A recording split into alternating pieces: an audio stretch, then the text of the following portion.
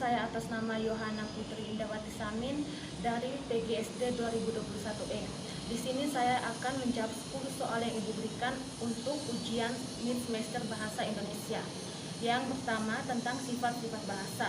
Nah, sebelum kita masuk ke dalam sifat-sifat bahasa, kita perlu mengetahui dulu apa itu sebenarnya bahasa.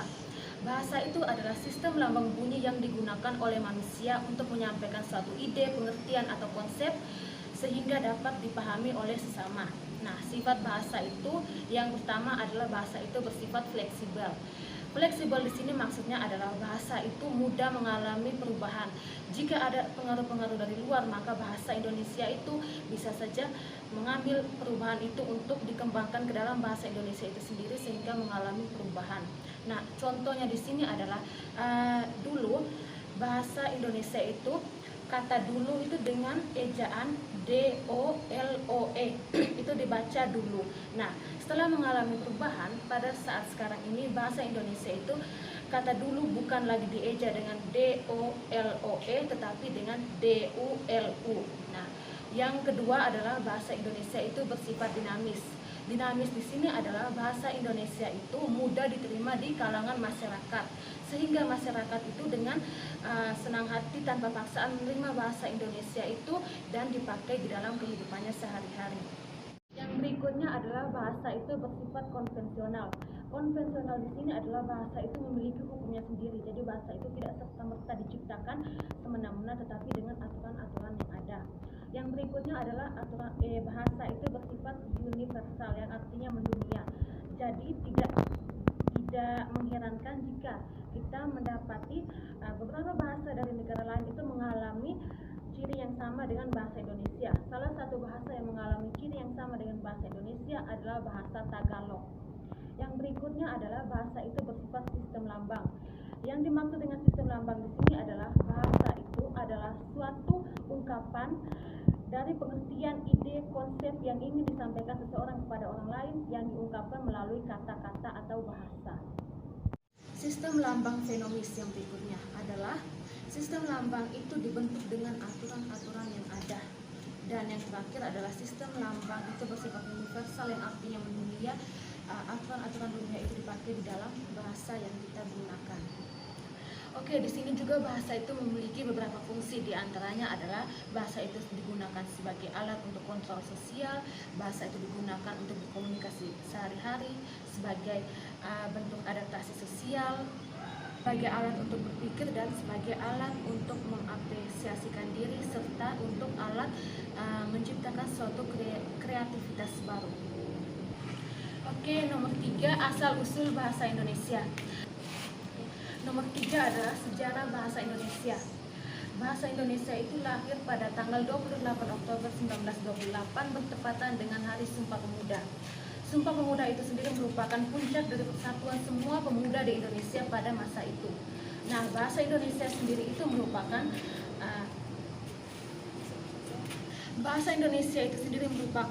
adaptasi dari bahasa Melayu, di mana para pemdekresi bahasa Indonesia itu mencetuskan bahwa perlu diadakannya Kongres Bahasa di Indonesia 5 tahun sekali. Kongres Bahasa yang pertama diadakan di Solo pada tanggal 25 sampai 28 Juni 1928. Menghasilkan keputusan adalah bahwa perlu diadakannya tata bahasa Indonesia yang baru sesuai dengan perkembangan zaman dan ilmu pengetahuan teknologi. Nah, Kongres Bahasa yang kedua pada tanggal 28 Oktober sampai 2 November 1945 di Medan menghasilkan keputusan ada 3. Yang pertama, yang pertama adalah ejaan sedapat-dapatnya menggambarkan satu fonem dengan satu huruf. Yang kedua, penetapan hendaknya dilakukan oleh satu badan yang kompeten. Dan yang ketiga adalah ejaan itu praktis tetapi bersifat ilmiah. Nah, yang ketiga, kongres yang ketiga itu diadakan di Jakarta pada tanggal 28 Oktober sampai 2 November 1948. Di situ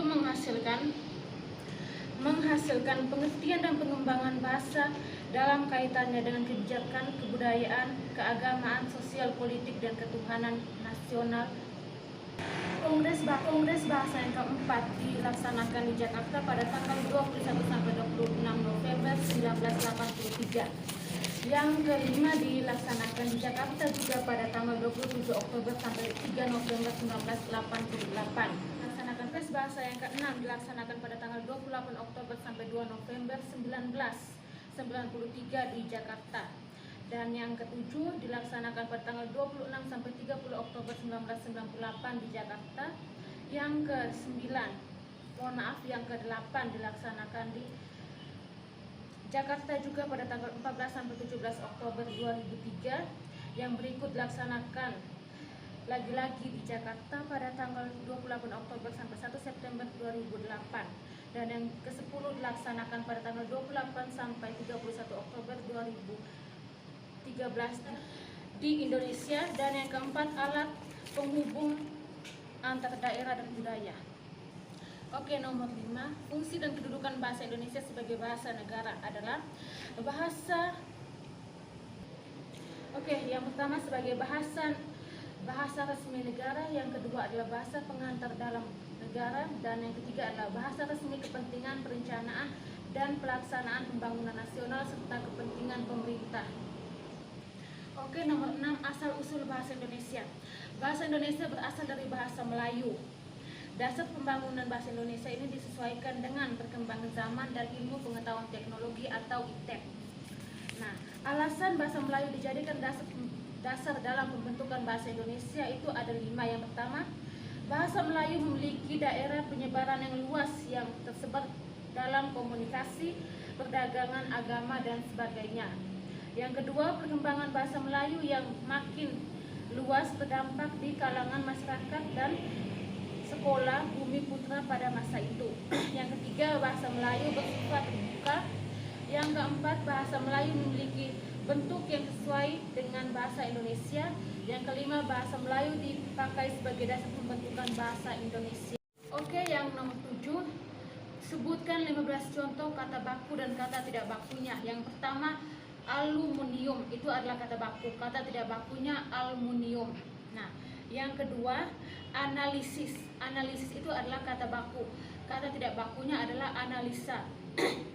Yang ketiga, adjektivitas. Itu adalah kata baku. Kata tidak bakunya adalah adjektif. Yang keempat, ekosistem. Kata baku itu, sementara kata tidak bakunya ekosistem. Yang berikutnya adalah antena. Antena adalah kata baku, sementara kata tidak bakunya adalah antene. Yang berikutnya adalah abjad. Abjad di sini berakhiran D, itu adalah kata baku, sementara kata tidak bakunya adalah abjad dengan akhiran T. Yang berikutnya adalah alfokat. Alfokat dengan akhiran T merupakan kata yang baku, sementara alfokat dengan akhiran D merupakan kata yang tidak baku. Yang berikutnya adalah hafal.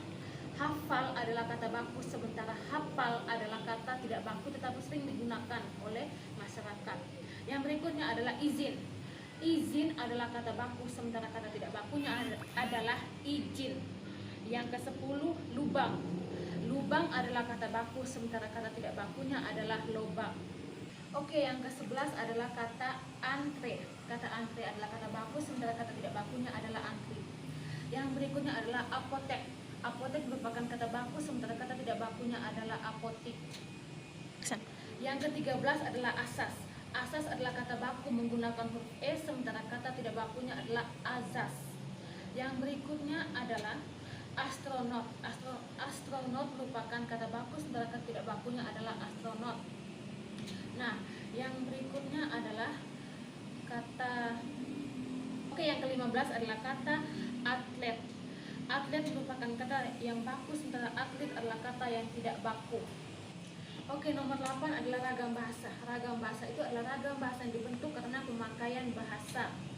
Pemakaian bahasa itu diadakan berdasarkan media yang digunakan, baik media cetak ataupun media secara langsung melalui komunikasi dengan sesama. Klasifikasi ragam bahasa. Klasifikasi ragam bahasa yang pertama adalah menurut golongan penutur. Nah, itu dibagi atas 3, yaitu menurut ragam daerah, menurut ragam